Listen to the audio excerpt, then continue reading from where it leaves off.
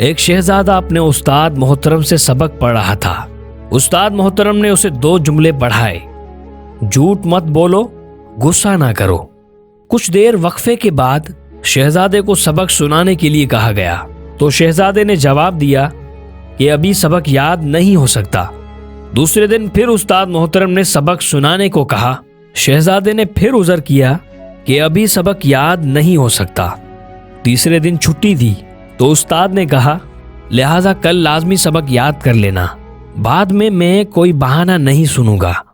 چھٹی کے بعد اگلے دن بھی شاگرد خاص سبق سنانے میں ناکام رہا۔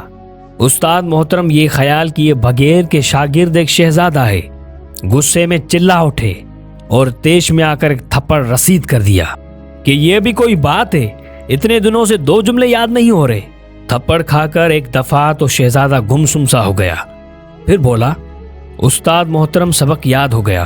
استاد کو بہت تعجب ہوا کہ پہلے تو سبق یاد نہیں ہو رہا تھا اور تھپڑ کھاتے ہی فوراً سبق یاد ہو گیا۔ شہزادہ عرض کرنے لگا کہ استاد محترم آپ نے مجھے 2 باتیں پڑھائی تھیں، جھوٹ نہ بولو اور غصہ نہ کرو۔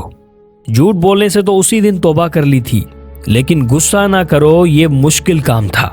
بہت کوشش کرتا تھا کہ غصہ نہ آئے، لیکن غصہ آ جاتا تھا۔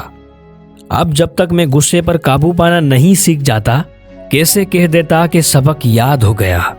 آج جب آپ نے تھپڑ مارا، اور یہ تھپڑ بھی میری زندگی کا پہلا تھپڑ تھا، اسی وقت میں نے اپنے دل و دماغ پر غور کیا کہ غصہ آیا کہ نہیں۔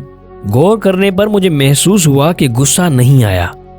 آج میں نے آپ کا بتایا ہوا دوسرا سبق غصہ نہ کرو بالکل سیکھ لیا ہے۔ آج اللہ کے فضل سے مجھے مکمل سبق یاد ہو گیا ہے۔